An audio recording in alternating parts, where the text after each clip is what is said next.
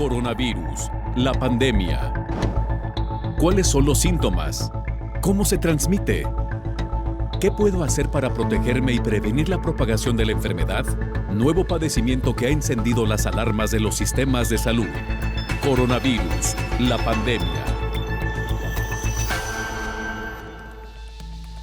¿Qué tal? ¿Cómo les va? Bienvenidos a este programa especial Coronavirus, la pandemia, una producción especial de la Universidad de Guadalajara que se transmite a través de la señal de todos, Canal 44, y esta señal a la que se suman también televisoras en varias ciudades de la República Mexicana y también en varios países de América Latina.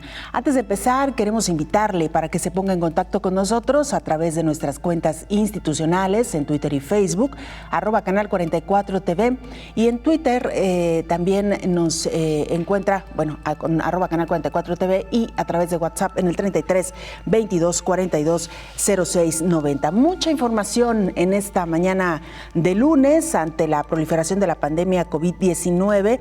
Países están buscando contender el avance de la misma con la realización de pruebas para aislar de manera rápida a las personas enfermas. Estaremos también haciendo un enlace hasta Nueva York, esta ciudad que en los últimos días ha registrado un incremento sustancial en número de casos. Estaremos dialogando con algunos de nuestros colegas en torno a cómo están enfrentando hoy por hoy esta situación de emergencia. También le informaremos cuánto cuesta hacerse una prueba de COVID-19. Hoy hablaremos también de las pruebas disponibles en el mercado, disponibles también en los diferentes países. Y ante la pandemia de coronavirus, una empresa italiana ha comenzado ya la impresión 3D de válvulas para aparatos respiratorios o medias y mallas como mascarillas. También estaremos haciendo nuestro enlace habitual hasta Ginebra, Suiza. Nuestro compañero Antonio Broto nos actualizará información respecto a lo que informa todos los días la Organización Mundial de la Salud. Así que, sin mayores preámbulos, vámonos directamente a la información. Iniciamos con la actualización de cifras. La cifra mundial de muertos por COVID-19 llegó ya a los 30.105, según el informe de la Organización Mundial de la Salud. El desciframiento del genoma humano, el predominio de las redes sociales y avances tecnológicos han marcado el siglo XXI. Sin embargo, en el inicio de la segunda década, la mayor crisis que se expande a la velocidad del aire es la pandemia COVID-19 en más de 200 países. En el primer trimestre del año, 730,000 personas han enfermado y 35,000 más perdieron la vida. Hoy, Estados Unidos es el epicentro de la ola roja que en cuestión de horas superó a Italia y China con más de 50,000 casos. El coronavirus se ha expandido tan rápido que resulta difícil su diagnóstico. La Organización Mundial de la Salud llama a los países a cortar las cadenas de transmisión a través de pruebas y aislar a los enfermos. El primer país del mundo con 145,000 estadounidenses enfermos y 3,000 decesos deberá aplicar de manera urgente todas las medidas exitosas de otros países que han logrado ralentizar la pandemia COVID-19 a través de test, aislamiento y rastreo de contactos. Algunos países como Alemania, Japón, Singapur y Corea del Sur han realizado desde la masificación de las pruebas al aislamiento social, las cuarentenas y el monitoreo de la población más vulnerable. En el tercer epicentro de la pandemia COVID-19 se extiende tan rápido que podría avecinarse una tormenta mayúscula a la vivida en China e Italia. Los países de América deberán seguir al pie de la letra la estrategia integral de la OMS, aplicar pruebas tanto a enfermos graves, casos sospechosos y contactos, así como seguir los pasos de países que han logrado contender la pandemia COVID-19. Informó Isaura López Villalobos. Hacemos nuestro habitual enlace hasta la ciudad de Ginebra, Suiza. Nuestro compañero Antonio Broto nos informa desde ahí. Antonio, te saludamos.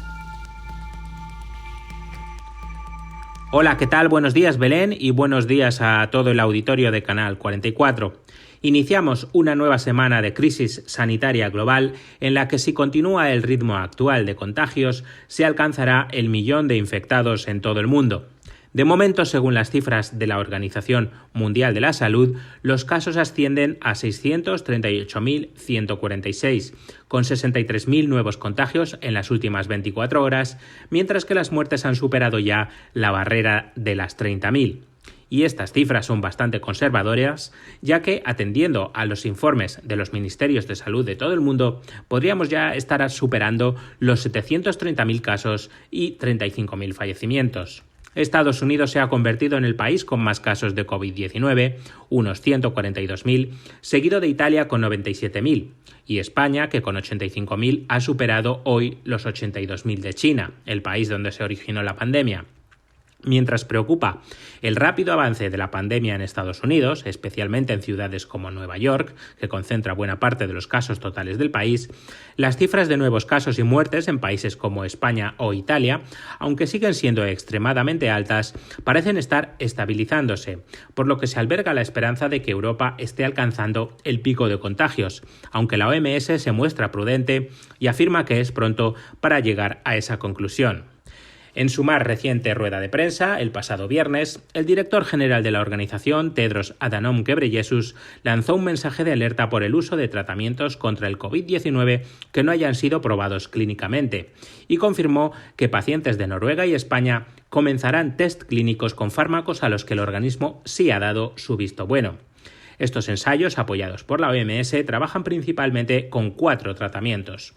Un primero testa en pacientes de COVID-19 el uso del antiviral Remdesivir, producido por la compañía Gilead y usado contra el ébola, mientras que otro combina lopinavir y ritonavir, comúnmente usados para portadores de VIH. Un tercero añadiría a esos 2 antirretrovirales el uso de interferón beta, usado en la esclerosis múltiple, y el cuarto prueba en pacientes la cloroquina, un medicamento utilizado contra la malaria y el reumatismo disponible en casi todo el mundo. Reporto desde Ginebra para el programa Coronavirus, la pandemia.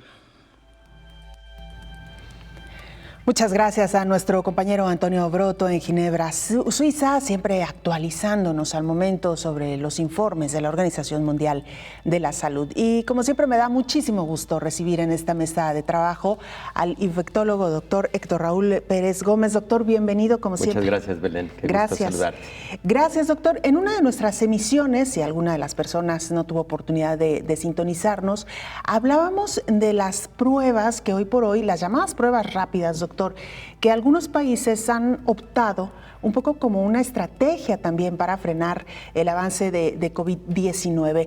Me gustaría, doctor, primero hablar de los 2 tipos de pruebas que hoy por hoy se conocen. La prueba como tal, que se hace en un laboratorio, que tarda algunos días en entregar resultados, que tiene, como usted nos lo ha explicado, su mecánica para tomar la prueba con un hisopo, y estas pruebas rápidas que, insisto, algunos países han optado por ellas, doctor. Bueno, de hecho, Belén, no solo hay 2, hay una prueba que conocemos como el estándar de oro, y esta es la prueba conocida como reacción en cadena de polimerasa en tiempo real.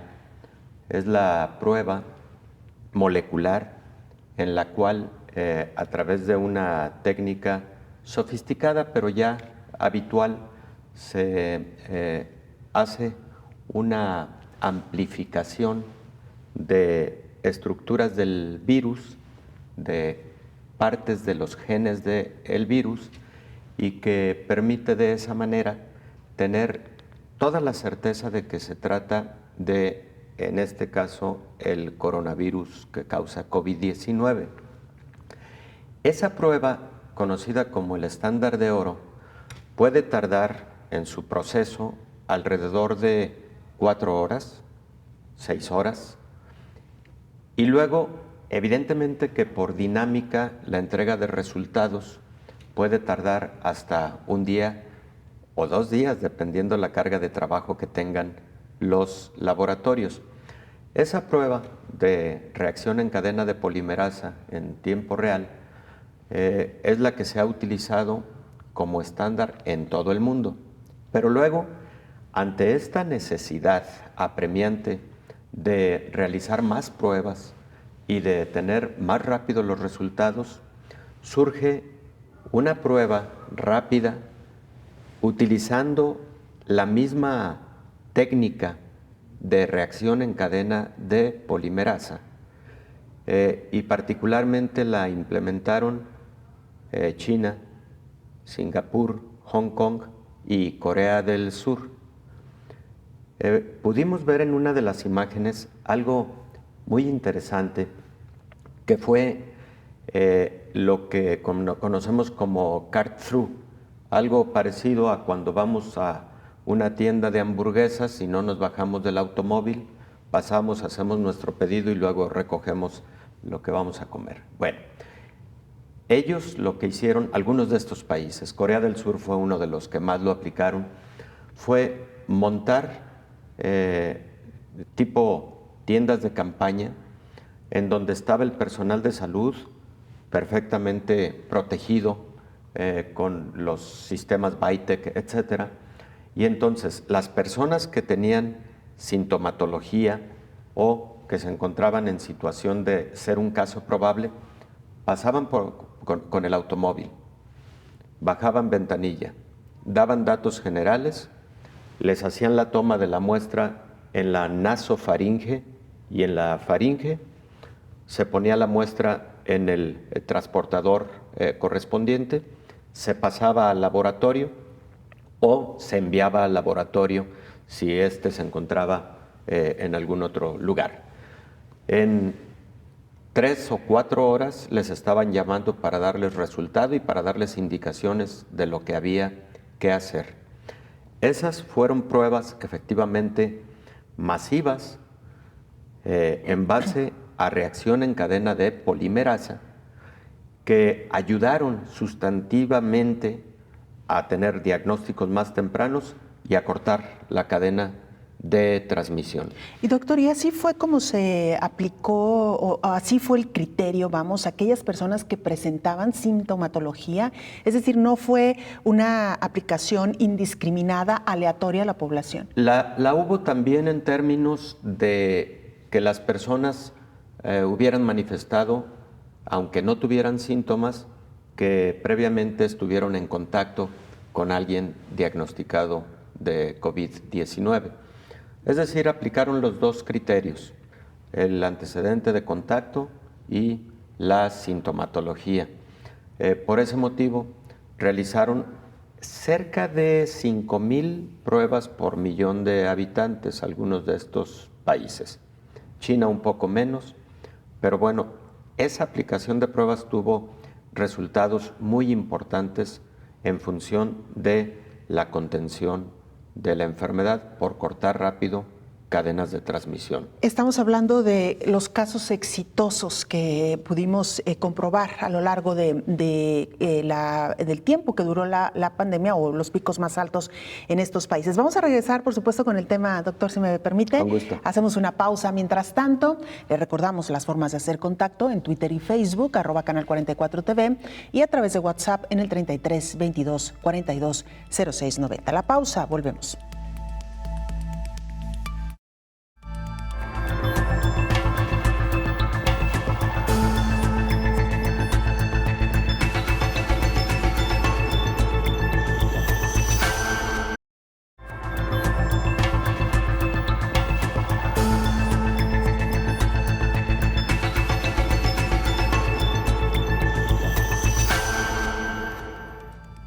Estamos de regreso en este programa especial Coronavirus, la pandemia, una producción de la Universidad de Guadalajara que realizamos para informar a usted objetiva, ampliamente y desde el conocimiento sobre esta pandemia que hoy por hoy asola al mundo. Y mire, hablamos justo hoy de los tipos de pruebas que existen en el mercado, que los diferentes países han utilizado como una herramienta también para, no solamente para detectar casos, sino también para prevenir mayor número de contagios. Nuestros compañeros han realizado una investigación sobre estas pruebas y nos presentan el siguiente reporte.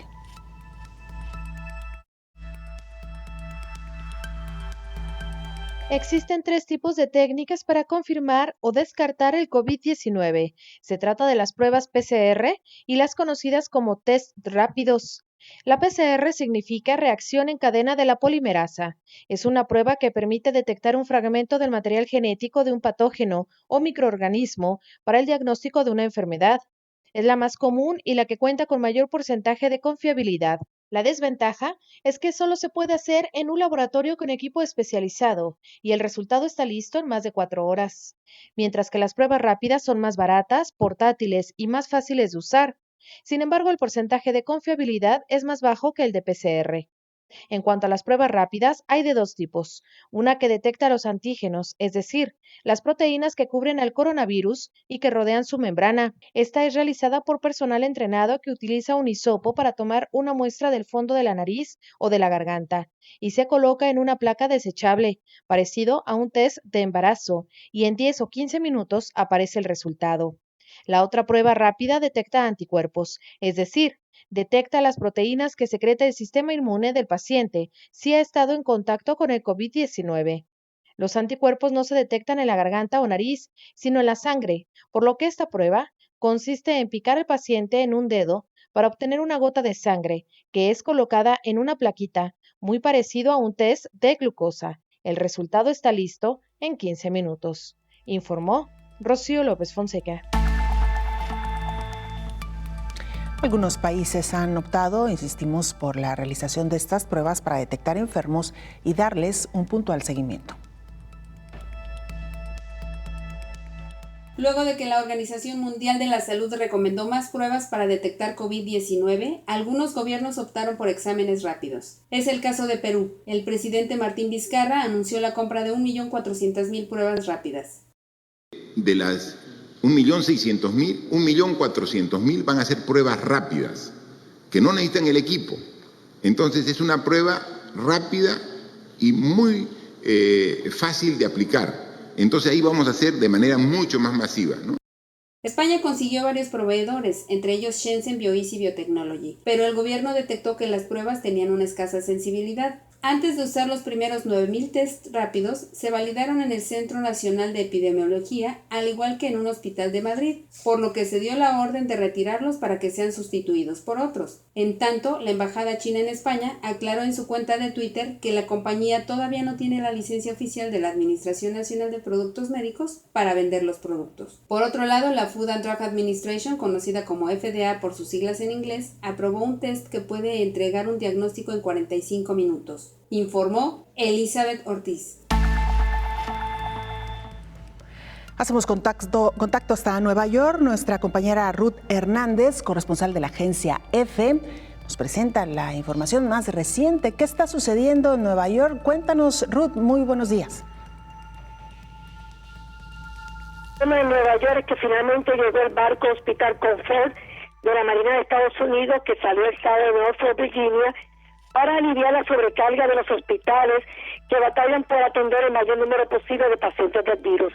El hospital tiene 1.000 camas, 12 quirófanos, una tripulación de 1.200 personas entre médicos, enfermeras, técnicos y marineros, y será para atender pacientes no relacionados con el COVID-19 que ya han detectado para hoy sobrepasará las 60.000 contagios y ya son confirman 1.000 muertes.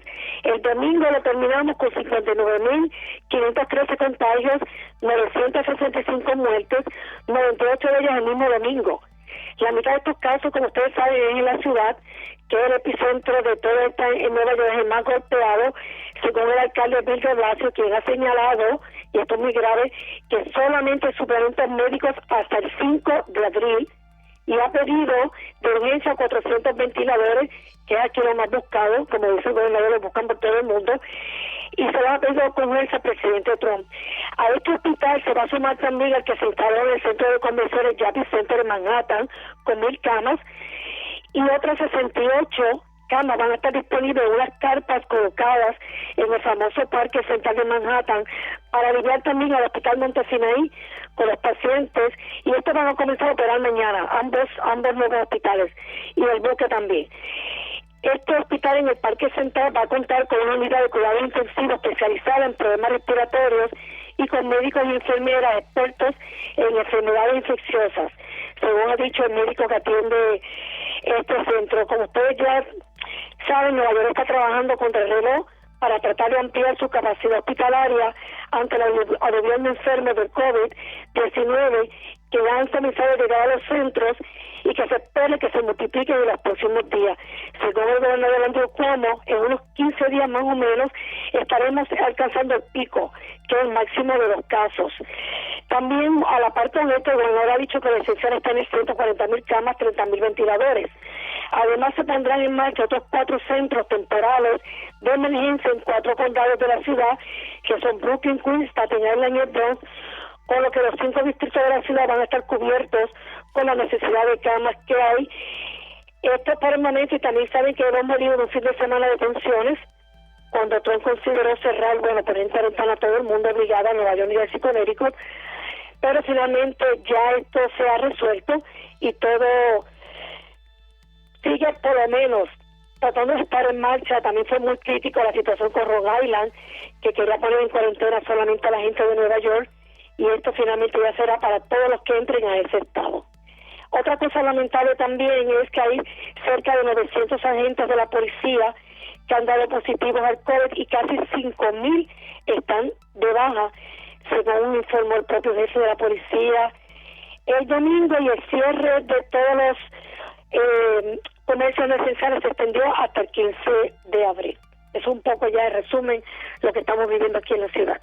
Claro, Ruth, preguntarte cómo han tomado los neoyorquinos estas recomendaciones, están cumpliendo, y si el gobierno está pensando en medidas mucho más severas para pues obligar a los ciudadanos a permanecer en casa, toda vez que, como bien lo has dicho, Nueva York es hoy por hoy el foco de la infección, no solo en Estados Unidos, sino pareciera también a nivel mundial. Pues mira, sí, muchas personas no han creado como conciencia, sobre todo los jóvenes, de que es una enfermedad a la que todo el mundo está expuesto, y el alcalde ha dicho esto como respuesta a un plan que le pidió el propio gobernador cuando vino a la ciudad y vio que la gente aquí estaba paseando por los parques, que si no hacen caso se van a imponer unas multas de $500. Están empezando a cerrar todos los parques que los habían dejado abiertos para que la gente pudiera llevar a sus niños y caminar, pero manteniendo la distancia de los 6 pies, los 2 metros que se están pidiendo. Pero el alcalde sí, ya anunció un plan para que imponer hasta $500 de multa, y lo están reforzando con la policía. También los trenes están, al haber menos trenes, no, porque no está el 75% de la gente trabaja en sus casas, se están viendo muy llenos, y hay preocupación un poco con eso también, de que la gente sugiriendo que espere el próximo tren, no con un tren que va tan lleno, pero sí se están contemplando todas esas medidas. Por último, y aprovechando tu presencia también, quisiera preguntarte si hay alguna explicación del por qué las cifras se dispararon de manera tan rápida. Recordamos todavía el 11-12 de marzo no tenían estos niveles de contagio en Nueva York. Estamos hablando poco más de 10 días después y tenemos cifras realmente preocupantes. ¿Se ha explicado qué fue lo que sucedió? Pues mira, la explicación que ha dado el gobernador es que se están haciendo más pruebas. Por ejemplo, yo vivo en el Bronx, ya se abrió un centro y se está viendo otro más, y al haber más centros para hacer pruebas, hay 200 laboratorios procesándolo, entonces los resultados aumentan. Esa es la explicación que ha dado el gobernador, que al haber más pruebas, se sabe que hay más gente entonces arrojando positivos. Sí se ha disminuido. Antes se estaba duplicando cada 4 días la gente que era hospitalizada, ahora se ha bajado a 6, se duplica cada 6, que por ese lado es un poquito de buena noticia, pero la explicación es que entre más pruebas se hagan, más gente está arrojando positiva. Tú sabes que esto, si viven varias personas en una familia, por ejemplo, alguien está contagiado y no lo sabe, está quizá exponiendo a todo el mundo, entonces al hacerse más pruebas, ya la gente está dando más positivas. Por eso el gobernador espera que el pico, el viernes el pico va a ser dentro de 21 días. Dentro de 21 días. Va a ser como el máximo por esta misma razón. Ruth, te agradecemos muchísimo tu tiempo y tu información muy completa. Gracias por este reporte. No, a la orden siempre. Que tengan buen día. Es Ruth Hernández, corresponsal de la agencia EFE en Nueva York, este estado hoy por hoy de los más golpeados en casos de coronavirus. Doctor Héctor Raúl Pérez Gómez, me llamaba la atención esto último que decía Ruth. Es decir, en el momento en que se empiezan a aplicar estas pruebas, empieza a disminuir el subregistro. Hay personas que están contagiadas, que no lo saben o que no lo han reportado a las autoridades, doctor. Efectivamente, y puede verse un número mayor reflejado en las estadísticas. Sin embargo, el ver esos números mayores no necesariamente significa que está peor la pandemia, sino la mejor detección para, insisto, actuar en consecuencia de forma rápida en aquellos casos graves, brindando atención hospitalaria si es la necesidad, pero también cortar la cadena de transmisión a través de la detección de quienes estuvieron en contacto durante los 14 días previos y de esa manera ir generando un aplanamiento de la curva. En este caso estamos viendo el ejemplo de Nueva York, pero así ocurrió para el caso de Corea del Sur, para el caso de China, Singapur, que en el momento en que empezaron a aplicar masivamente estas pruebas, empezaron a notar primero, paradójicamente, un incremento, pero después un aplanamiento de la curva, ¿no? Doctor, vamos a regresar, por supuesto, con el tema, si me permite. Claro. Una pausa, regresamos con mucho más.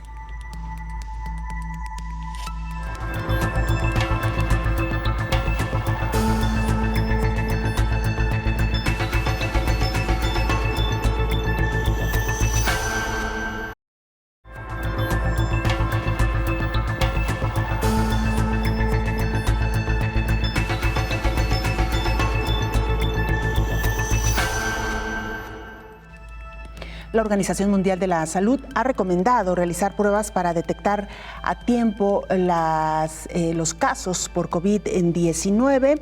Se ha hablado también de diagnósticos rápidos que serían una opción para identificar, aislar y tratar rápidamente a un paciente con el virus. En la línea telefónica, el doctor Luis David Patiño, experto en óptica e instrumentación. Doctor, le saludamos. ¿Cómo se encuentra este día? ¿Qué tal? Muy bien. Con un poquito de calor acá en Mérida, pero aquí contento de platicar contigo. Doctor, sabemos que están desarrollando un proyecto de test para la detección de COVID. ¿Cómo funciona este dispositivo? Pues mira, se trata de un inmunoensayo fluorescente. Es algo que existe. Quizá lo diferente aquí es que se hace a una escala muy pequeñita en volumen y espacio.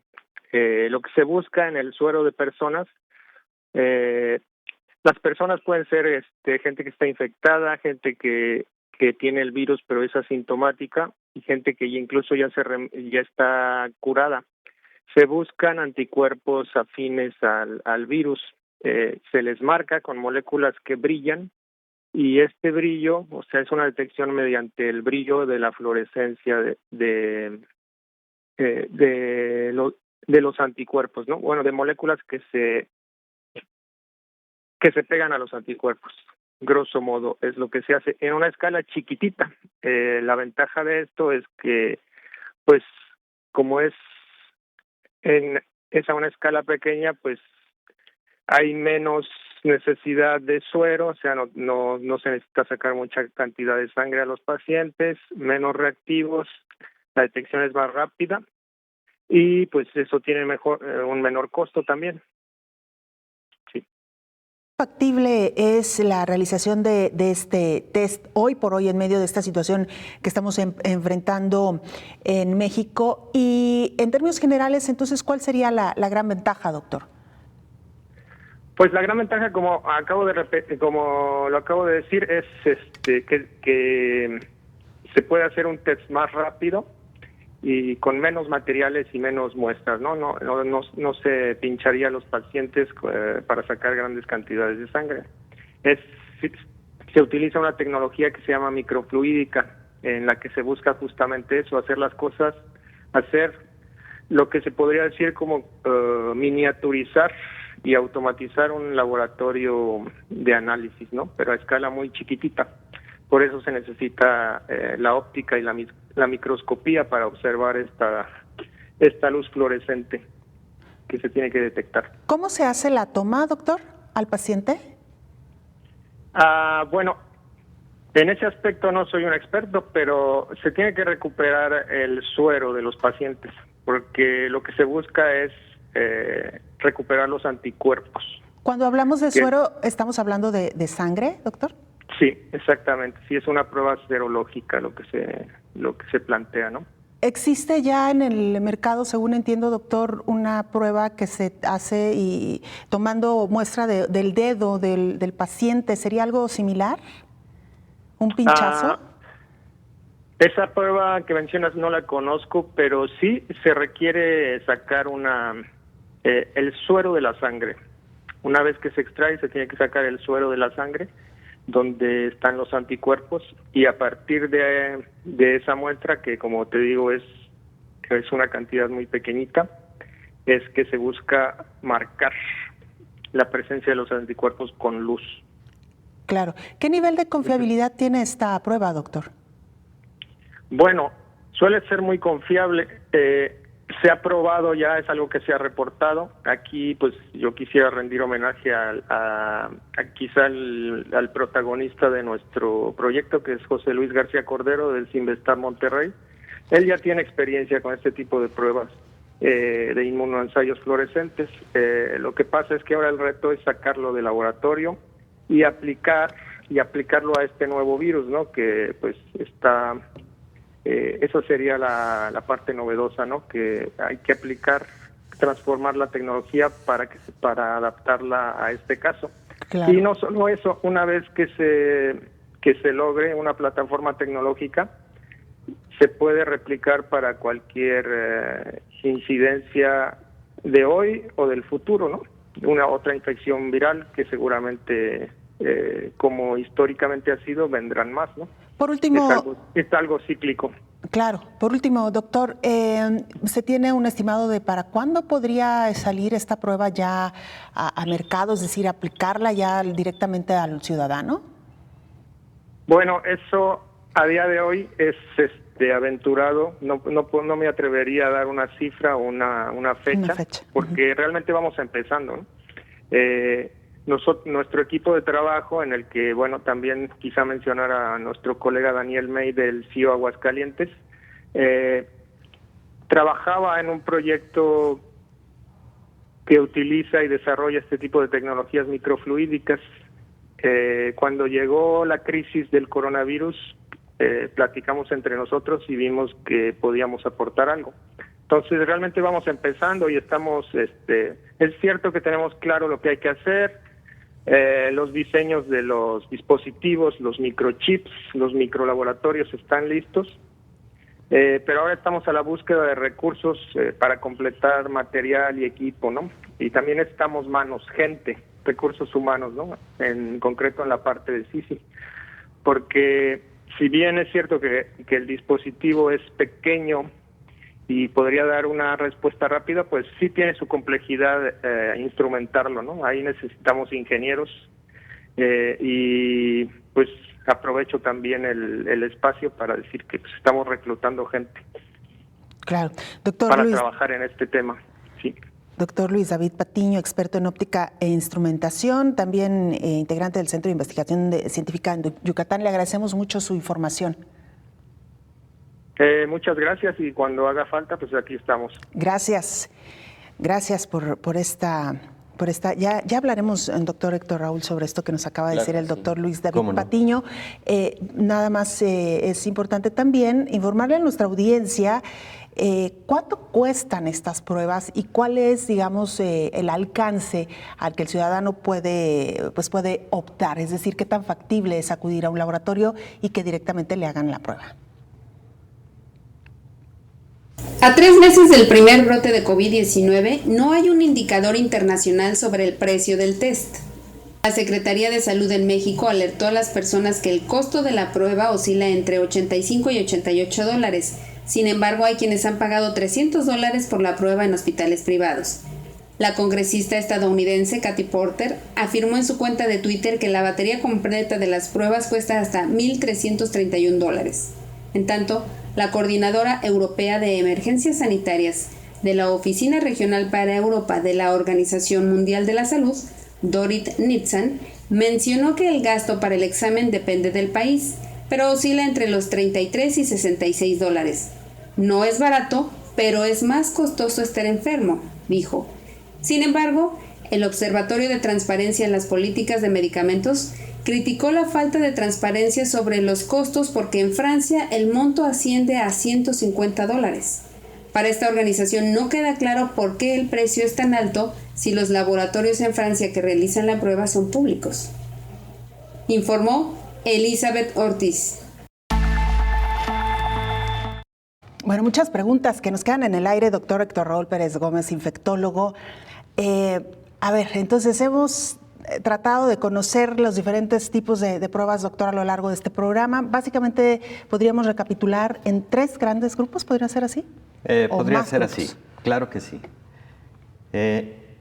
Unas de ellas basan su tecnología en la realización de la reacción en cadena de polimerasa.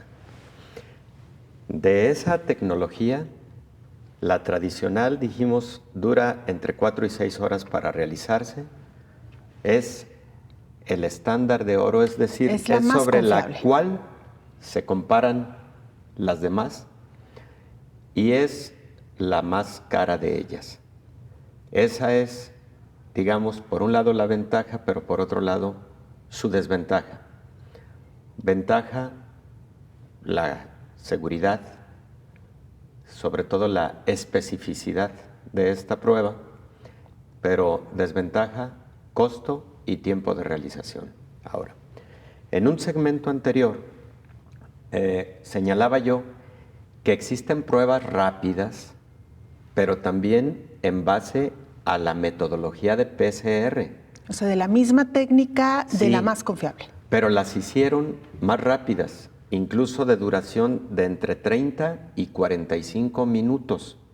Fueron las que aplicó masivamente Corea del Sur, por ejemplo, y algunos países del lejano oriente que sufrieron los embates más intensos de la enfermedad. Luego, estas son las pruebas rápidas, pero de PCR, las que comentábamos realizaron yendo en tu vehículo, bajabas la ventanilla, te tomaban la muestra de la vía respiratoria, etc. Bueno, luego nos vamos, y lo explicó Rocío en una de las cápsulas, a un tipo de prueba rápida que es en base a antígeno. Es decir, el virus tiene algunas proteínas que se comportan como antígeno. ¿Qué es un antígeno?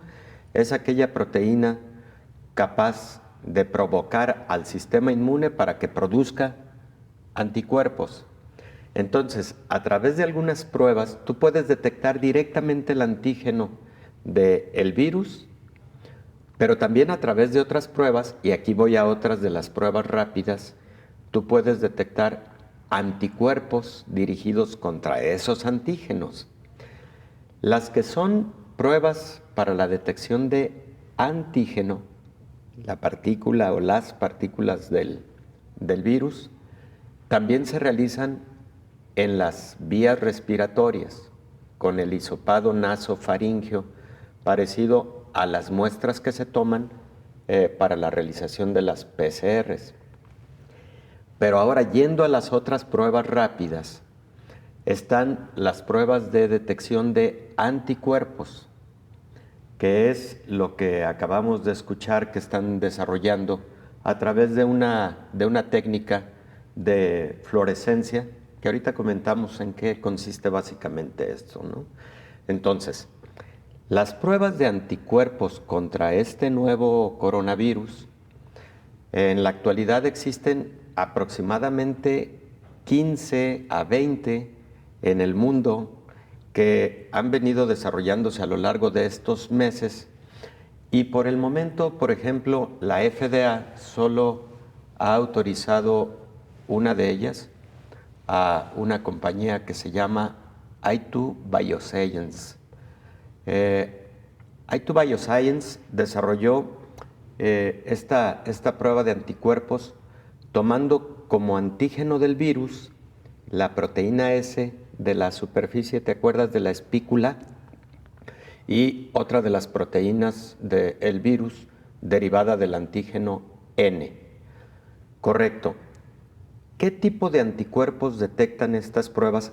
Son las que se realizan en la gota de sangre que tú comentabas, que se puede obtener un pinchazo parecido a cuando realizamos una prueba de glucosa.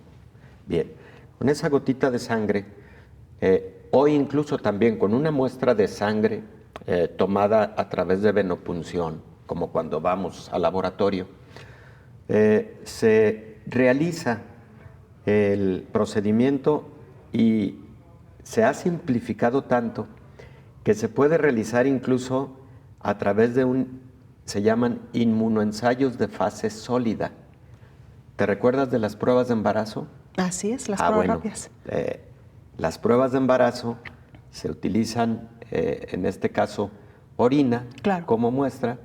Bueno, en este caso sería la gotita de sangre y todo está montado en esas plaquitas para que se detecte entonces la presencia de anticuerpos que se van a fijar al correspondiente antígeno del virus. Ventajas y desventajas. Me las cuenta regresando de la pausa. Gracias, doctor. Una pausa, volvemos.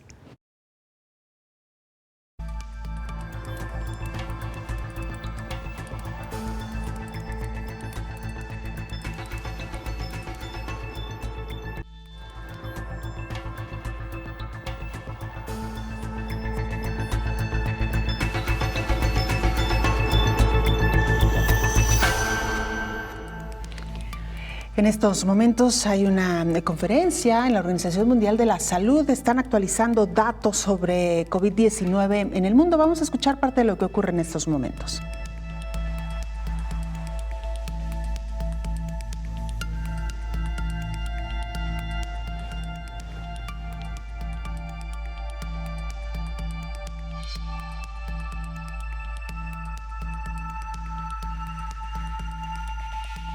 Problema para el enlace directo, así que bueno, estaremos por supuesto pendientes, aquí se lo estaremos presentando. Doctor, nos quedábamos entonces con los pros y contras de las pruebas rápidas que se realizan con toma de sangre.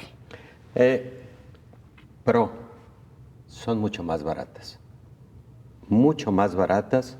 Número 2, no requieren de tanto equipo de protección para el personal de la salud, evidentemente por la metodología que se utiliza. 3, no se recomienda para su realización en casa de cualquier manera, porque hubo intentos de algunos desarrolladores para que la FDA autorizara su aplicación en casa. No lo autorizaron. Y es razonable, es importante que se realice en centros de salud, aunque sea una prueba así de sencilla. La otra ventaja es que por lo barata y por lo simple del equipo se puede realizar de forma masiva.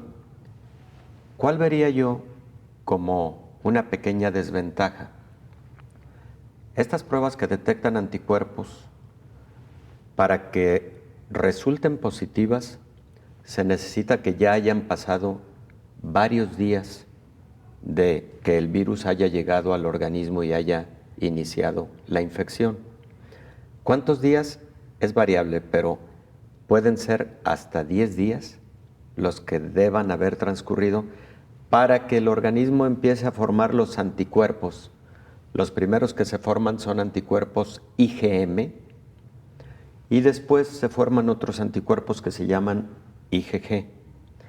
Entonces, esa fase, digamos, de ventana inmunológica, pues puede representar también un pequeño retraso para poder tener resultados que nos ayuden a tomar decisiones de cortar la cadena de transmisión desde un poco antes. pero definitivamente son una herramienta valiosa, pueden llegar a ser una herramienta valiosa, porque bueno, en el momento en que detectes positividad, tú empiezas de cualquier forma a tomar decisiones de cortar esa cadena de transmisión. Oiga, con quién estuvo en contacto, identifíquelos lo mejor posible y de ahí seguir actuando en consecuencia, ¿no? En cambio, las pruebas, por ejemplo, que tienen su base en PCR o en antígeno, aún sean pruebas rápidas, pueden detectar un poco más temprano la infección. Última desventaja, la sensibilidad. Exacto. La sensibilidad. Ninguna prueba es 100% sensible. O confiable, diríamos. Diríamos, para usarlo en términos coloquiales, porque a una prueba se le analizan dos cosas, sensibilidad y especificidad. Sensibilidad, que logres detectar el mayor número posible de personas que están infectadas, es decir, evitar falsos negativos, ¿verdad? Eso sería sensibilidad. Y la especificidad, evitar falsos positivos, que no te salga una prueba positiva y resulta que no era coronavirus, o que pueda ser un coronavirus de los otros tradicionales, los 4 de los que hablábamos por allá a los inicios, que han causado enfermedad en el humano de manera, digamos, histórica. Entonces, ninguna prueba es 100% sensible y 100%, bueno, diría yo que las PCR sí son 100% específicas. ¿Y qué sensibilidad tenemos, doctor, en estas pruebas de antígenos? Por ejemplo, en las pruebas de anticuerpos, a los 8 días, aproximadamente entre el cuarto y el 10º día, tú tienes una sensibilidad del 70% en las pruebas de anticuerpos. Es decir, te podrían quedar 30% de personas que, estando infectadas, no logren detectarse aún. Claro que si haces una prueba adicional unos días después, esa sensibilidad se puede elevar a 85% y en el mejor de los casos hasta el 90%.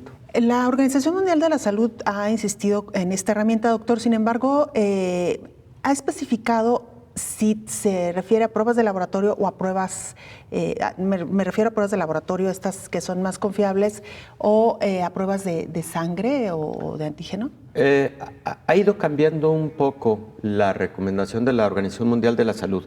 De inicio, la recomendación es pruebas en base a PCR. También cuando surgen las pruebas en base a PCR rápidas, y hay una que probablemente sea de las mejores, conocida como Expert Express, que autorizó la FDA, la Food and Drug Administration, hace aproximadamente 10 días. La Organización Mundial de la Salud también la ha sugerido como una excelente prueba. Y las pruebas que son en base a antígenos y anticuerpos, la Organización Mundial de la Salud está sugiriendo la conveniencia de su utilización, sobre todo en lugares en donde no exista suficiente tecnología para la realización de PCRs de manera masiva. Aquí, ¿qué es lo importante, Belén? Lo importante es que quienes aplicamos una prueba tengamos muy claro cómo interpretarla. Porque si yo aplico una prueba, por ejemplo, de anticuerpos, nada más tengo que estar muy consciente de que si el paciente tiene escasos 4 o 5 días de la infección, esa prueba negativa podría no ser una verdadera negativa y entonces puedo requerir, para mayor confiabilidad, realizar una adicional unos días después. Claro. Unos días después. Doctor, vamos justamente hacia la Organización Mundial de la Salud, en vivo, lo que sucede en este momento. Have a successful public health solutions. So that's what we're saying. And of course, necessity is the mother of invention, and we expect a solution in every situation from the communities themselves and from the government and the country itself, because each and every situation is very unique, and each and every community knows the problems, knows the root cause of the problem, and knows the solution, and it doesn't need any prescription from anyone. The general guidance we give can help you to really get solutions in your own way. The most important thing is, how can we trigger the human spirit in unison to address the problem that we are facing in each and every community? Thank you. Las palabras del doctor Tedros Adhanom, quien es el presidente de la Organización Mundial de la Salud, doctor. Efectivamente. Y qué importante el que el director, que se dirige con mucha frecuencia a todo el mundo, pues es enfático en las medidas de aislamiento social, pero particularmente es enfático en ese concepto que casi es filosófico de el lograr una solidaridad mundial, una solidaridad de parte de todos, desde los entornos más locales y así progresivamente hasta los entornos más globales, ¿no? Doctor, como siempre ha sido un gusto compartir con usted este espacio. El gusto es siempre para mí, querida Belén. El infectólogo Héctor Raúl Pérez Gómez. Antes de despedirnos, un experimento realizado en una universidad de Alemania muestra cómo se propaga el aire, el virus, cuando tosemos. Así se propaga el aire cuando respiramos y cuando tosemos. Este experimento fue realizado en la Universidad Bauhaus de Weimar, en Alemania. En los primeros 3 casos compara la forma de propagarse del aire con respiración normal, con tos y tosiendo en una mano. En la parte inferior muestra cómo la propagación disminuye si se tose en el codo, usando una mascarilla contra el polvo y finalmente usando una mascarilla quirúrgica. El estudio busca mostrar visualmente la importancia de las recomendaciones de comportamiento de la Organización Mundial de la Salud para la protección contra el nuevo coronavirus. Hasta aquí llegamos con este programa especial. Muchas gracias por habernos acompañado. Le invitamos para que nos sintonicen en la próxima emisión. Hasta entonces, que tenga un muy buen día. Coronavirus, la pandemia.